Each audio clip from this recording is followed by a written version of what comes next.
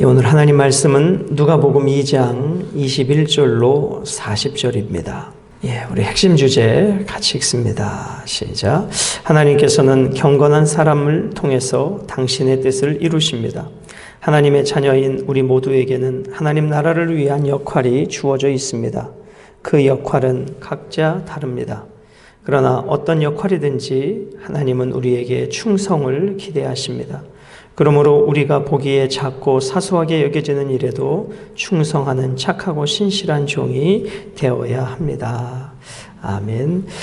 오늘 우리가 묵상할 본문이 다른 때 분량이 한 2배 이상 되는데요. 좀 빠르게 본문의 의미를 여러분들의 묵상을 돕기 위해서 함께 좀 나누겠습니다. 21절입니다. 할례할 8일이 되매 할례할 8일이 됐다.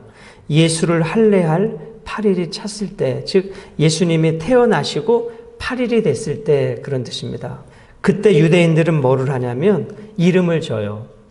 그러니까 남자 생식기에 표피를 베기도 하지만 8일째 이름을 집니다. 그러니까 예수님의 이름이 8일째 할례 받을 때 이름이 예수라고 이제 본격적으로 불려지기 시작을 하는 것입니다.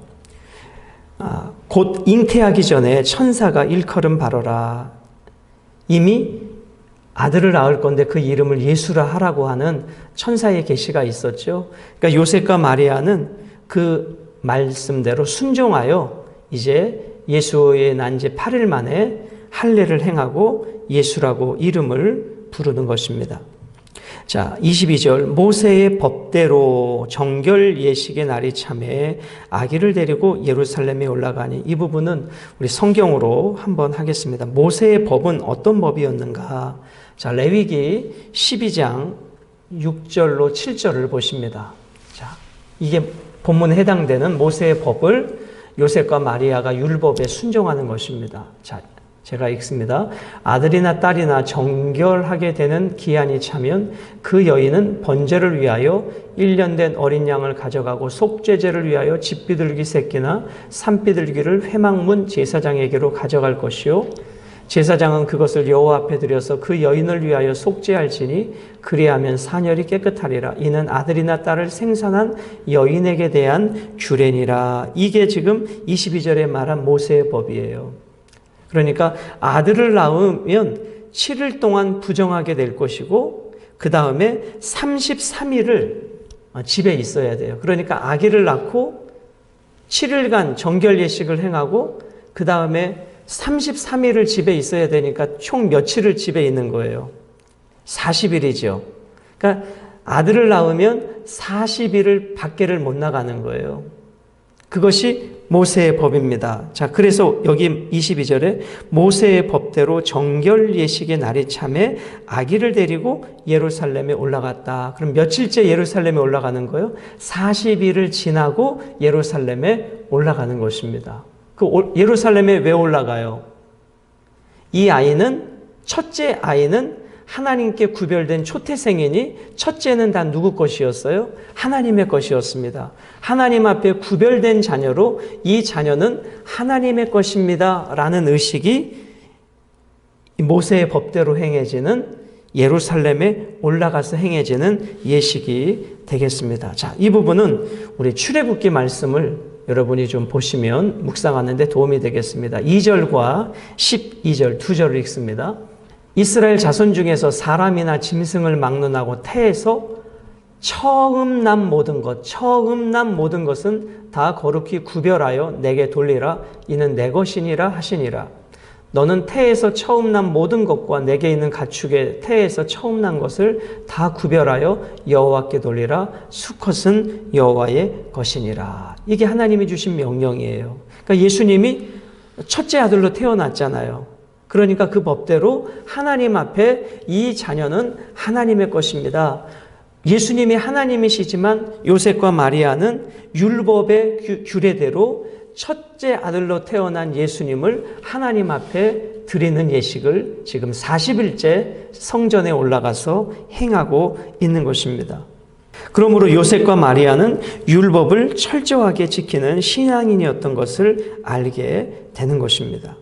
23절 이는 주의 율법에 쓴 바 첫 해에 처음 난 남자마다 주의 거룩한 자라 하리라 한 대로 아기를 주께 드리고. 자, 이 출애굽기 말씀대로 한 거예요. 요셉과 마리아가.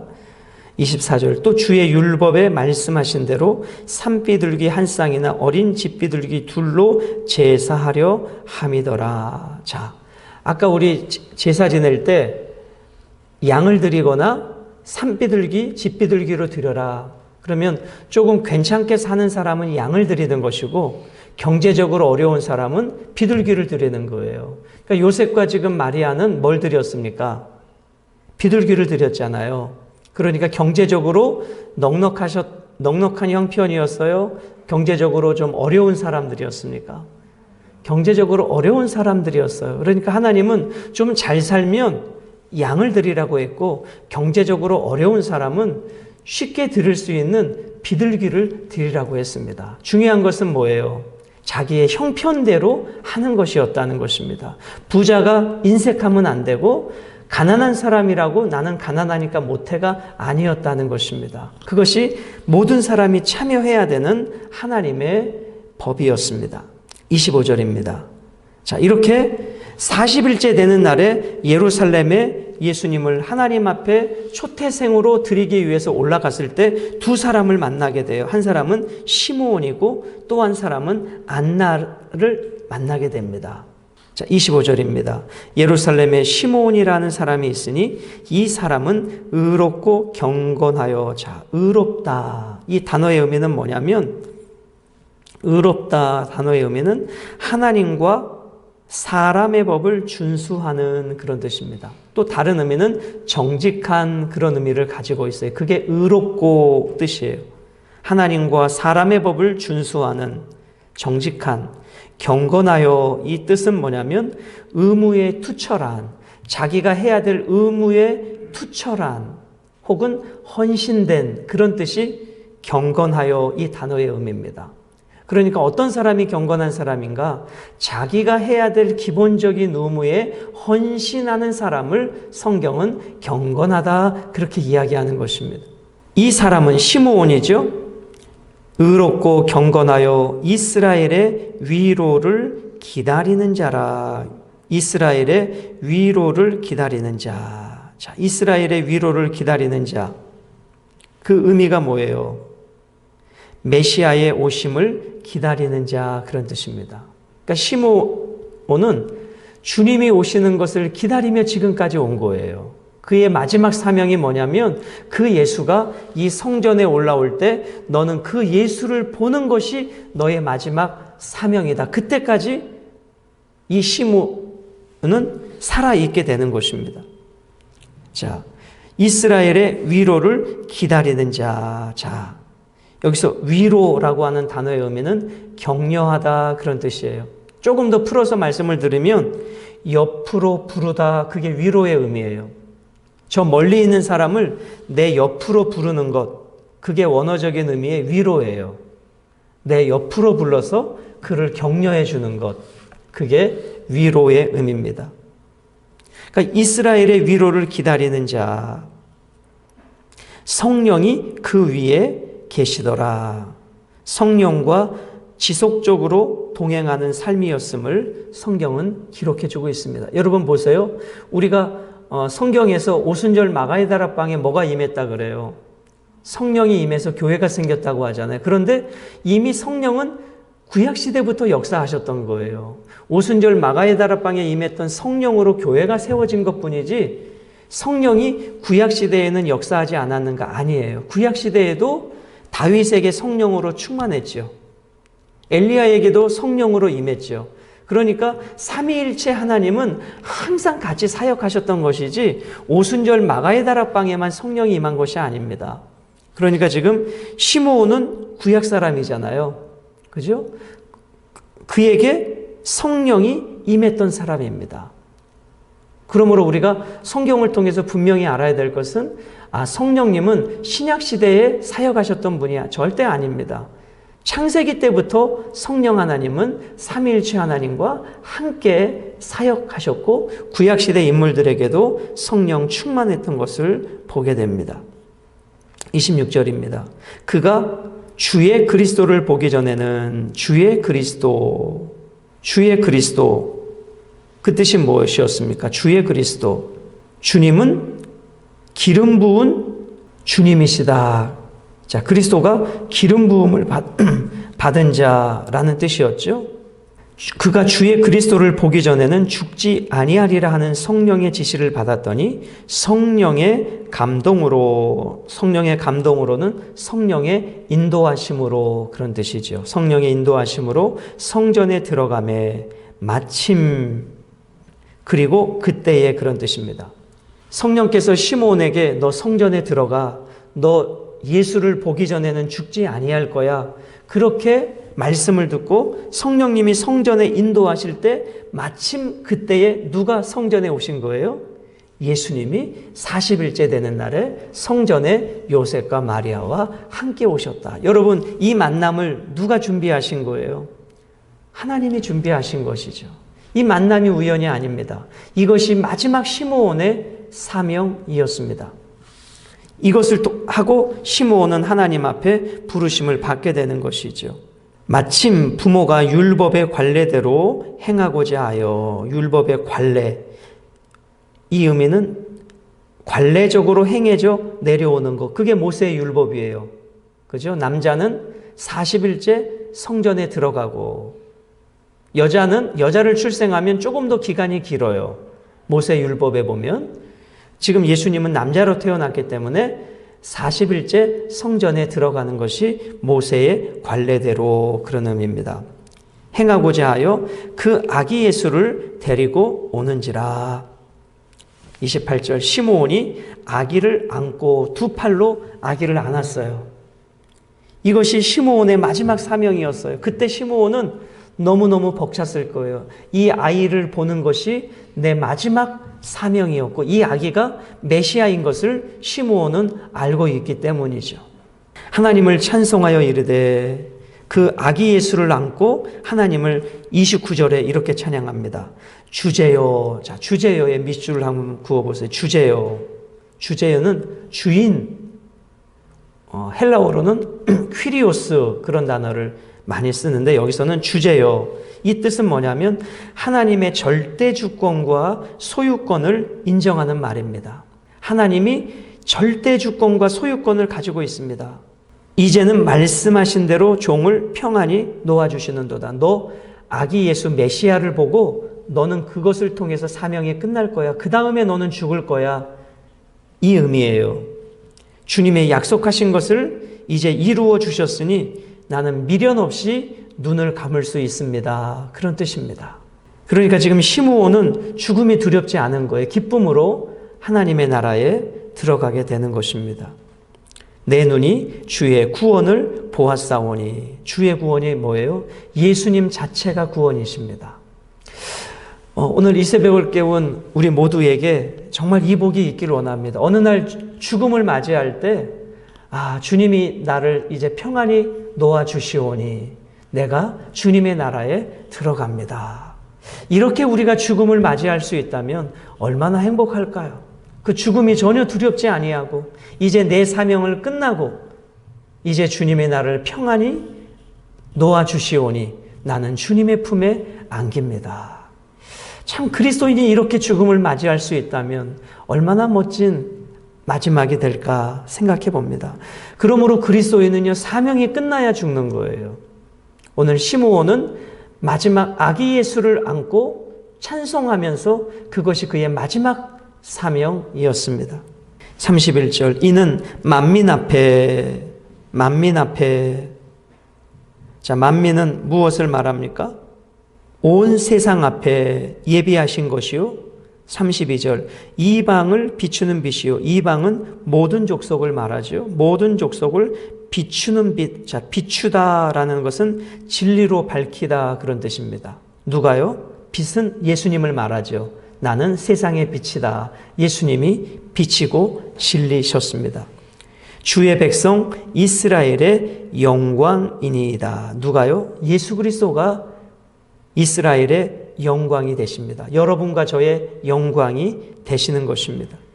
그렇게 찬송했습니다. 그랬더니 그 말을 들은 33절 그의 부모 마리아와 요셉이 그에 대한 말들을 놀랍게 여기더라.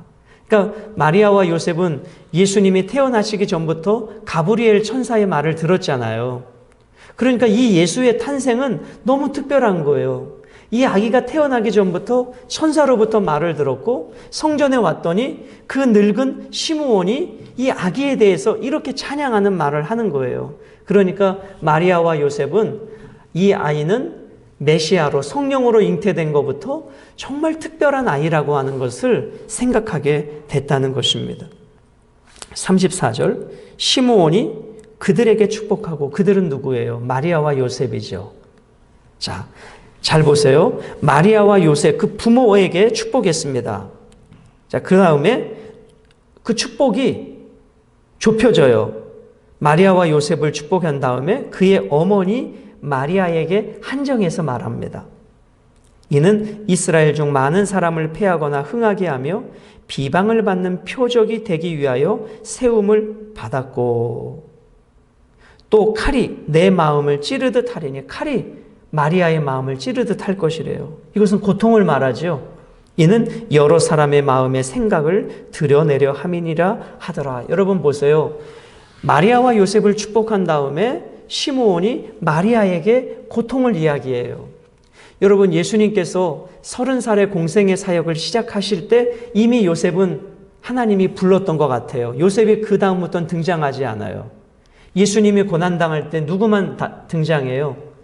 마리아만 등장해. 그 어머니 마리아는 예수님이 조롱당하고 비방당하고 십자가에서 고통당하는 것을 눈물로 보는 거예요. 그 말씀이 이루어지는 거예요. 무슨 말씀인지 아시겠죠?